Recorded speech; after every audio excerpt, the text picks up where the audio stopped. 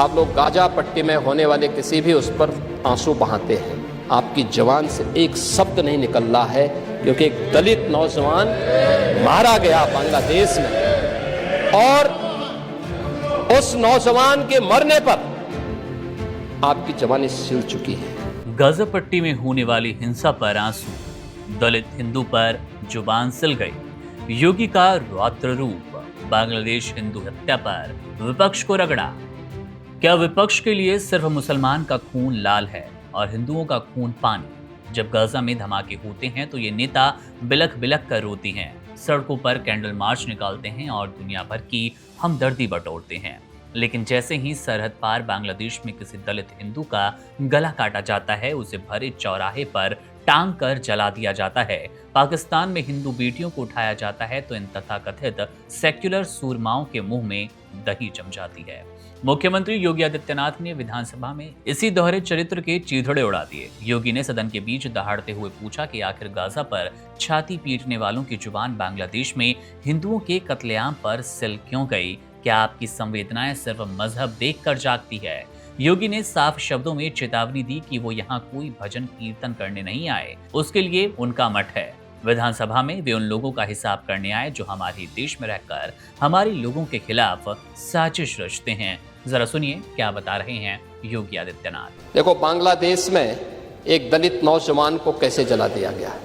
आप लोग गाजा पट्टी में होने वाले किसी भी उस पर आंसू बहाते हैं, लेकिन आपकी जबान से एक शब्द नहीं निकल रहा है, क्योंकि एक दलित नौजवान मारा गया बांग्लादेश में, और उस नौजवान के मरने पर आपकी जबान सिल चुकी है, क्योंकि आप उसको केवल वोट बैंक के रूप में इस्तेमाल करते हैं। ये भी तो राजनीति है। ये राजनीति नहीं है पांडे जी, ये राजनीति नहीं है, ये वो सच्चाई है जो आपकी तुष्टीकरण की नीति है, जिसके कारण बांग्लादेश बना है।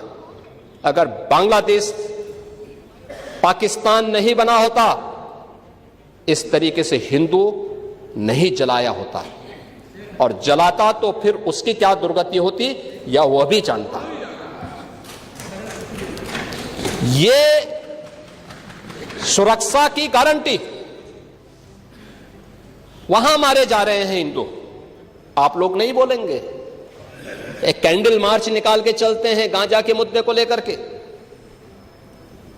लेकिन पाकिस्तान और बांग्लादेश में हिंदू मारा जाता है तो आपके मुंह बंद हो जाते हैं, क्योंकि मरने वाला हिंदू है, दलित है, आप बोलेंगे नहीं।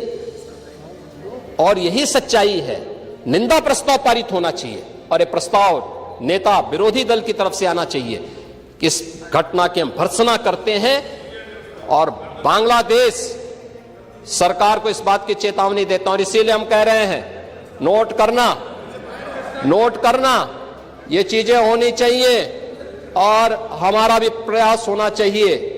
जब बांग्लादेशी को यहां से निकालेंगे और रोहिंग्या को यहां से बाहर का रास्ता दिखाएंगे, तो उनके समर्थन में मत आना, क्योंकि उनमें से बहुत सारे लोगों के वोट आपने बनवाए हैं, उनके बहुत सारे लोगों के लिए आधार भी बनवाने का पाप किया है आप लोगों ने।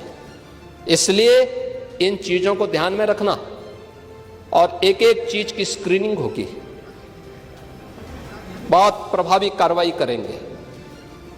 हमारे ही देश में रह करके ही हमारे लोगों के खिलाफ अपराध, और वहां पे निर्दोष हिंदुओं पर अत्याचार करोगे, निर्दोष सिखों पे अत्याचार करोगे, ये स्वीकार्य नहीं हो सकता है, और यही आप करते हैं। योगी आदित्यनाथ ने विपक्ष की दुखती रग पर हाथ रखते हुए कहा कि जिस दलित समाज को आप सिर्फ वोट बैंक की तरह इस्तेमाल करते हैं, आज उसी दलित समाज के युवक को बांग्लादेश में सरेआम मार दिया गया, लेकिन आप मौन हैं। ये मौन ही आपकी तुष्टीकरण की उस गंदी राजनीति का सबूत है जिसके कारण इस देश का बंटवारा हुआ और बांग्लादेश बना। योगी ने दो टूक कहा कि अगर आज बांग्लादेश और पाकिस्तान में हिंदू जलाया जा रहा है तो उसके असली गुनहगार वो लोग हैं जिन्होंने सत्ता के लालच में देश को मजहब के नाम पर बांटा। मुख्यमंत्री ने उन अवैध बांग्लादेशियों और रोहिंग्याओं को भी आखिरी अल्टीमेटम दिया जो कि यूपी की सुरक्षा के लिए खतरा बने हैं। उन्होंने विपक्ष को ललकारा कि जब हमारी सरकार इन घुसपैठियों को गले पकड़कर प्रदेश से बाहर निकालेगी तो इनके बचाव में मत उतरना, क्योंकि आप ही वो लोग हैं जिन्होंने वोट के लालच में इन गद्दारों के वोटर आईडी कार्ड बनवा दिए।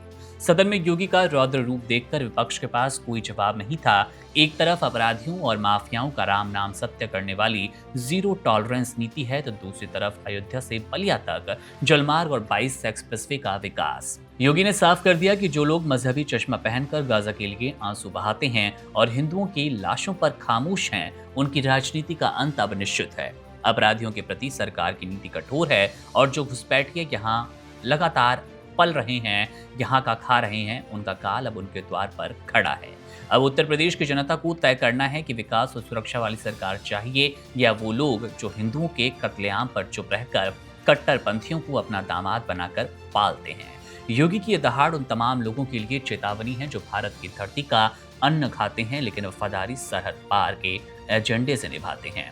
अब आप ही तय कीजिए, क्या आपको भी वही सरकार चुननी है जो इस तरह के एजेंडे पर काम कर रही है, या फिर योगी के इस कथन से आप सहमत हैं? अपनी राय कमेंट बॉक्स में जरूर दीजिएगा। मेरा नाम है मुकुंद, आप बने रहिए वन इंडिया के साथ। शुक्रिया। Subscribe to One India and never miss an update. Download the One India app now.